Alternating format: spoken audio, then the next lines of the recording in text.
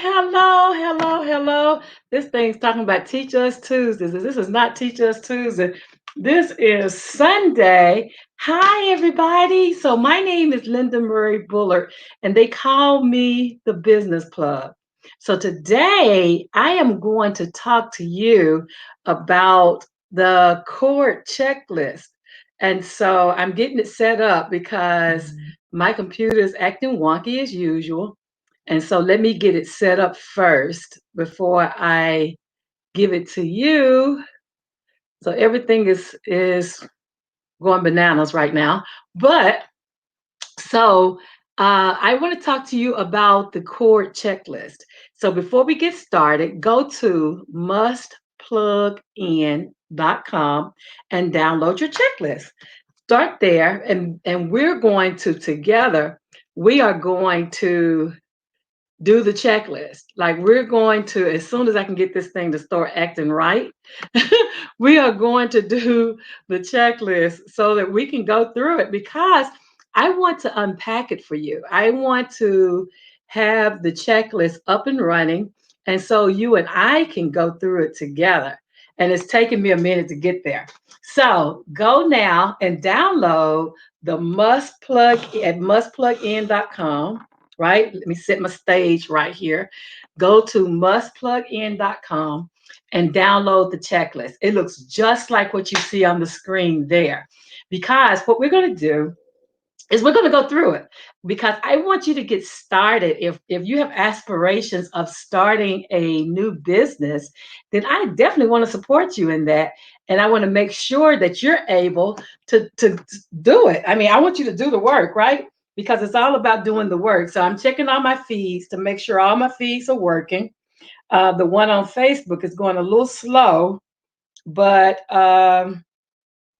hey Facebook, all of you in Facebook, whether you're on the LSMB Business Solutions page or whether you're on my personal page watching the watch party, or if you're on LinkedIn, hey LinkedIn, if you're out there, go ahead and say hey back. Don't be rude. Go ahead and say hey back. But we're going to talk about the checklist. So the checklist is something that I created based on 6 years of having people contact me and saying, hey, Linda, I have an idea. What do I do next?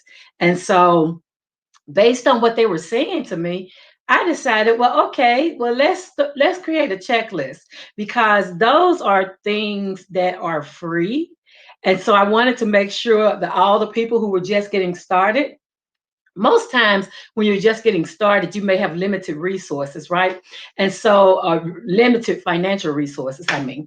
And so, I wanted to make sure that I gave you something that was going to help you to move forward because the idea is that if I can teach you how to fish, you'll be able to fish forever, right? So, rather than just give you a fish, I wanted to teach the people who contacted me how to fish. And so, I would give them these answers. These are the answers that I would tell them to do. And before I was saying, if you have a business idea that you think you're the answer to some problem that you've identified, then by all means, let's get together and see how we can get you up and running. So these are like the basics. So this is not even the whole gamut of things that you won't know or things that you'll have to do. But these are just the basics of it. So if you go to mustplugin.com, right? Go to mustplugin.com and you will get the checklist. And the checklist is something that I created again just for you because I wanted to make sure that you had resources that could help you. So at first you put your email address and then you put your name and then you enter a valid phone number and you go inside and then you'll see a screen like I'm getting ready to show you now. So then you go inside and you see the screen that looks like, let me get it, that. So then you see a screen that looks like that.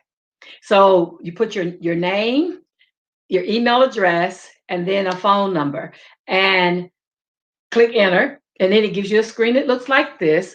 And on that screen that looks like that, then what you have to do is scroll down just a bit and you'll see some of our products. So you'll see about the executive training, the business training, and then in the middle, number 3, you'll see the C.O.R.D checklist. Now, the C.O.R.D checklist is free. The book and the training classes are not. But if you click on the C.O.R.D checklist, and this better work, Isaac, I think it is because he fixed it for me just the other day. So when you see the checklist, you can download it and actually start working. So da-da, it works. There it is. That is the C.O.R.D checklist. So on the C.O.R.D checklist, you can use it to start your business, right? So the first thing is about the official name of your business. And remember that if you have a specialty name, like specialty names either help you or hinder you. So if people have a hard time finding your name, because sometimes people use X's and they use Z's, or they may use some other phonics part of the name. And so somebody trying to find you on the internet who may not understand the phonics the way you do may have trouble finding you. And so for that reason, and I'm making sure my feed is doing well on Facebook. I see some people are out there. So I want to make sure that it's there. It is. It's coming through. Good. Okay, great. I want to make sure that it was working. So yeah, so on Facebook, if you're watching the feed over there, then say hey. But so the first thing again, number 1 is what is the official name of your business? Like again, specialty names may sound cute when you're saying them, or even when you're playing and spelling them, but just remember that somebody's trying to find you as a customer. They may have difficulty trying to find you. So watch that. And there's actually a name generator that can help you. Like if you don't have an idea what your business should be named, there's actually a name generator, and you can go to the LSMB Business Solutions page and you'll actually see it's listed in one of the resources there. You will see the name generator to help you. Now, number 2 is do all the leases and contracts reflect your official business name instead of your name? Because a lot of times people don't understand that, but you want to see your name on the contract. Well, the thing about putting your name on the contract versus your business name on the contract, are you doing business, or is your business doing business? And you want to put your business's names on your contracts and all your leases and things, because that is you operating like a full business. Okay. The next thing is, do you have a signed partnership? Oh, this one here pains me, because most people think, well, I don't need an agreement. You know, it's my cousin or it's my whatever. When you put business in the mix of a relationship, a personal relationship, like there's always the opportunity that something could go wrong. And for that reason, you want to make sure that your partnership is very explicit. It tells exactly what you're going to do, exactly what the expectation of the other people or person is. So you want to make sure you have a partnership agreement, even if it's husband and wife, even if it's the family. You want to make sure that you have it just in case you need it. Like, because partnerships are excellent until they're not. I have heard so many partnership stories, partnership horrors that turned it out. Nobody goes into a partnership wanting it to end badly. And so make sure that you have a partnership agreement. um, Start small, because I know everybody dreams of the bells and whistles. You want all the bells, all the whistles when you first start your business. You're not unlike anybody else, but I want you to listen to the people who are winning. Like there's a saying that success leaves clues, and success does really leave clues. So think about it. When Apple gets ready to sell you the iPhone, they never put all the bells and whistles on the iPhone. Like they never do. What they do, and you'll get it, because even today I receive an upgrade, an update, right? They're constantly updating based on research, based on what people say are problems, based on what people want to see. Think about your business like that, because when you look at how people buy products, like there are 5 levels of how people buy products. So you have like the early adapters. They buy everything just to be the first people to have it. That's where they are. They like new stuff, and so they'll come. But the early adapters are really not enough to sustain your business long term. So you have to start thinking long term. And so you want to start small. The early adapters, they don't need all the bells and whistles. They just want to get it first. So you think about that. And then you think about the late adapters who come in after the early adapters, and they are not one. I mean, the later adapters are on down the line, but they come a little later. They don't want to be first, but they want to be in the first bunch of people. And then you think about the people that in the middle, right? Those are the people that you have to prove it to that it works. When you look at the people in the middle, there's like 68% of your customers right there. Those are who you're trying to attract. And so you think about put the minimal viable product out there, the MVP. Those who follow me, we talk about the MVP, but you put the minimal viable product out there that most people will adapt to, and then you add updates just like Apple does. That's why you keep getting updates. Why I got one today. But yeah, so I hope you're taking notes. I hope you've downloaded the checklist. Go to the checklist and download it because it's free. It doesn't cost you a dime. On it, it also has, before I forget, it also has this, which is the building your own business getting started 101 that accompanies the checklist.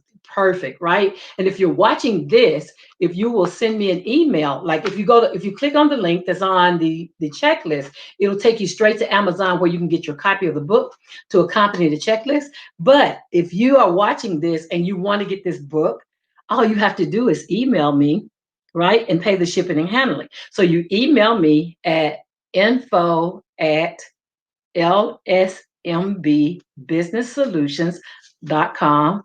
And then I will, in turn, send you an invoice and I'll give you the book for $10. And guess what? It's a signed book. I'll even sign it for you and send it to you for $10. Yeah. So yeah, but that's just for watching this because I want to unpack the checklist.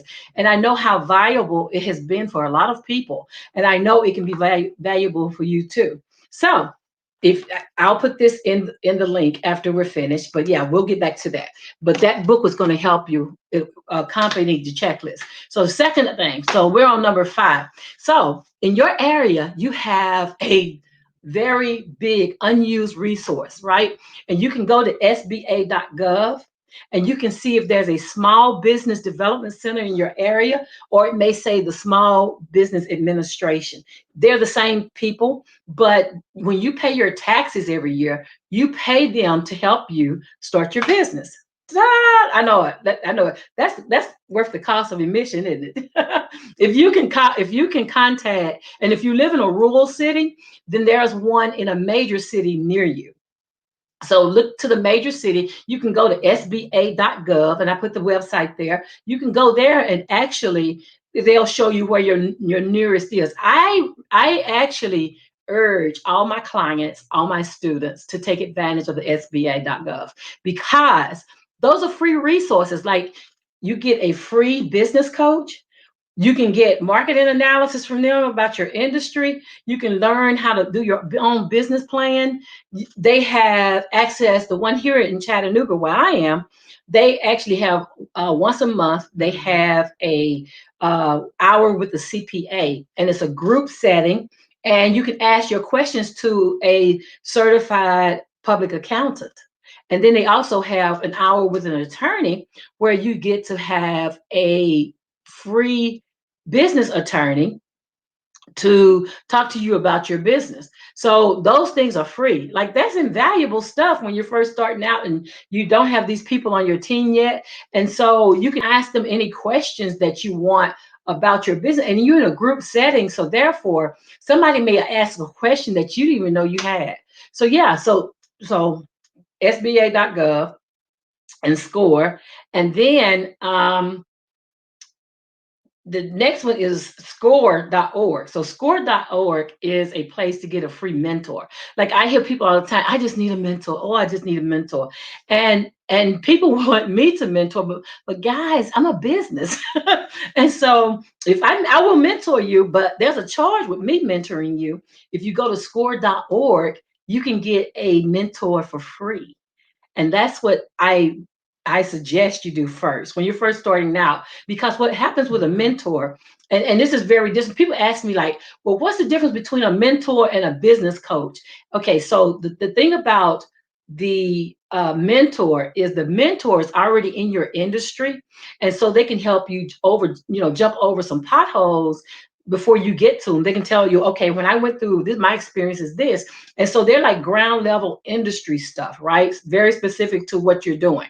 The difference about that and a coach is a more broader thinker that's going to give you strategies, because whereas a mentor is looking at one industry doing one thing, a business coach is looking at the overall picture and also offering business strategies and things that that industry leader may not have had access to. So you need them both. You need a mentor and you need a coach. That's why people say, well, why do you need both? You do need both. You do need both. And then, do you have a functioning and active team? Like, your success cannot be just you alone. You're going to, whether you hire them as contractors or you have them on your physical team and they're a part of your business, you're going to need more than you. I cannot tell you the number of people saying, I know how to operate a business. And because those who do it well make it look so easy. But what you don't get to see is those people behind the curtain, the ones who are doing the making it spin and doing all the work, the back office work, and making sure customer service is handled and making sure the systems work and making sure the website is functioning and making sure all these other things that it goes with starting a business. So make sure that you know up front that it's not going to be just you, baby. It won't. Not if you're going to be successful, because it's hard to scale a business because when you are wearing all the hats and you work yourself into becoming the bottleneck. The reason you can't grow is because you're in the way. And so if you can move yourself out of the way and create a team, it makes it better. It makes it better. You get to have conflicting ideas. You get to have somebody pour into you. You get to have, because wherever you're weak, then if you hire and build your team around your weaknesses, and that way it allows you to work in your strength. And then where you're weak, these people, that's where they're strong. And so it just makes good sense when you're talking about building a team. The next thing is the Chamber of Commerce. So, are you utilizing the Chamber of Commerce? Like, I know most major cities have a Chamber of Commerce. And if you don't, the United States Chamber of Commerce, like, is a big agency for the federal. So, are you connected to the Chamber of Commerce? Are you actually spending time in the councils? So we have councils here, probably about 13. Some meet in the morning, some meet in the afternoon, and others meet in the evening. And we used to, before COVID, we used to have business after dark, which was the evening meetings. And we would meet at a new business and give them love, and meet other network with other business owners. And that was a great thing. They were also doing that for lunch and they were doing it for breakfast too. So connect with your Chamber of Commerce. And most times to attend those council meetings, there's no charge other than the charge you pay for your meal, or the charge you pay if they have to rent out a place or whatever. The portion, your portion, there's no more cost. You don't even have to be a part of the chamber to attend. So yeah, but it was a great networking opportunity. So you want to do that if you don't normally do that. And next thing is when you're talking about the following. So I want people to be a real business. Like, I don't want you to think about, I'm just going to sell something, because the people who just go into it trying just to sell something, they really don't add, they don't really don't stay long, because you have to be a real business. The system is set up to support real businesses. And so you need articles of organization, you need bylaws and operating agreement. You need to have an FEIN, right? Federal employer identification number. You need to have your licensing. And if you're selling food, or if you're making products that go on people's skin, or if you're doing any of that, if you're doing anything that could contaminate somebody accidentally, right? Because people have all kinds of allergies out here, peanut allergies and shellfish allergies, and they're allergic to certain products. You need to make sure that you have a health certification. You need to make sure that you have a business license, that you should be in business. And think about any of your lease agreements that you have, right? Regarding your equipment and your office. You need to have agreements and contracts. Agreements and contracts are big when you're operating in business. So think about making contracts that people sign, that you sign, because we're trying to be a real business here, guys, right? So create contracts and lease agreements and arrangements in writing, because if it didn't happen in writing, it probably doesn't happen at all, as far as if you have to go to court. God forbid, if you have to go to court and then argue your point of what the agreement was. So think about that. Also think about getting general liability insurance. Like, you need insurance if you're going to be in business.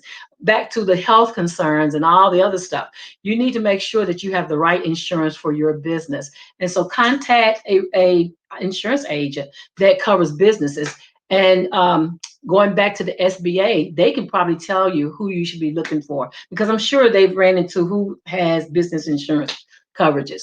And then, does your business do retail sales, leases, or rentals of goods and service? Like, what do you offer? What is it that you're doing? So I put the Tennessee Department of Revenue. If you are an LLC, then you have to pay the franchise excise tax, but then also there's a sales and use tax. So are you doing these things? Are you making sure that you've registered with your state? So anywhere you see Tennessee, put your state there. If you're not in Tennessee, put your state there, and make sure that you're registering with your Secretary of State Department for your business, because you want to be legitimate. The whole thing is to be legitimate. And then number 10 is, if you are a business on which gross receipts and taxes are imposed, like borrowers and all these other people, have you registered? Again, register with your state. Make sure that you are compliant to all the different laws. And if you are an employer, meaning you have people, then you need to have workers' comp insurance. Like, this is a real business stuff. And then if you're operating, number 13, that's where I am now. If you're operating under a fictitious name, then you need a doing business in. You need to register that doing business as. You want to make sure as much as possible that you're doing all the things that can keep your business above board. Because when you talk about like the PPE, the PPP, not the PPE, but the PPP, the payment protection program that they had, a lot of businesses didn't do all this stuff and didn't qualify in front. Like, even before they got to the part about revenue, they didn't have these metrics in place. And so these things in place. And so they weren't qualified to get help. And I know they desperately needed it. So this is about operating a legitimate business and not a hustle, because you cannot leave a hustle to your legacy, like to your kids and grandkids and the people that you mentor, your proteges. You need to lead them a viable business. So look at your letterhead and signage and all of that. Does it reflect your official business name? And then, do you have any interest that was sold or whatever before? Then you need to talk to attorneys. Like, attorneys are part of your business. So you make sure that any of this that you have a no on doesn't mean that it's a no and you can't start business. It means that you need to dig deeper. And in some cases, you need to talk to that attorney at that once a month meeting that the SBA does. So that's all that information there.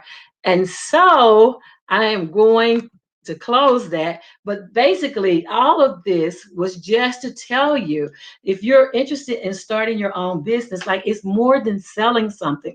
You have to invest your time and energy in being a credible business that people can actually use. So I put the checklist, and I already seen the error on it, so I got to fix the error that's there. But I put the checklist up to assist you. It does not take the place of any kind of legalities or any of that. It's just basically what people were calling me and asking me, Linda, I have an idea. What do I do next? And so the checklist is things they can go down and make sure they have all these things in place so that they can start their business. Once they finish with the checklist, I tell them to check back with me, because all of these are the generic stuff to start in your business. But there are some other things that you need to do that, like I said, does nowhere encompass everything that you need to know about starting your business. But what that will do is get you started. Again, on the checklist, I have the link to this book right here, which goes a little deeper. It's called Building Your Own Business Series, BYOB, Getting Started 101. So it actually accompanies the checklist, and it tells you things that people ask me about: how to create a competitive edge, and the difference. Like, there are viable resources that you have access to that you can help to build your competitive edge. And also, I have little things in there like how 5 steps to maximizing your own business. And I give you 5 steps to getting started. I give you everyone is not your customer, talking about marketing. So I talk about that. So this book contains a little bit of all the different questions that people ask me the first 6 years. And even in the back of it, I put some exercise for you. So I put like a SWOT analysis. Like when you're talking about competitive advantage, you need to do a SWOT analysis. That's strengths, weaknesses, opportunities, and threats. So you can look at the landscape, right? The first two, the strength and weaknesses, are you. What are you bringing to the business? Do you recognize your strengths? Do you recognize your weaknesses? And then the latter part is the O and the T is external. So it's looking at the landscape. What does your competitors look? Who are your competitors, first of all? And then what do they look like? Where are they strong and where are they weak? So it talks about that. It talks about a SWOT analysis. And I actually put a SWOT analysis in the book. And then a mentor guide. So before you go out and get a mentor, these are some things you can write down about, well, how do I get the best mentor for me?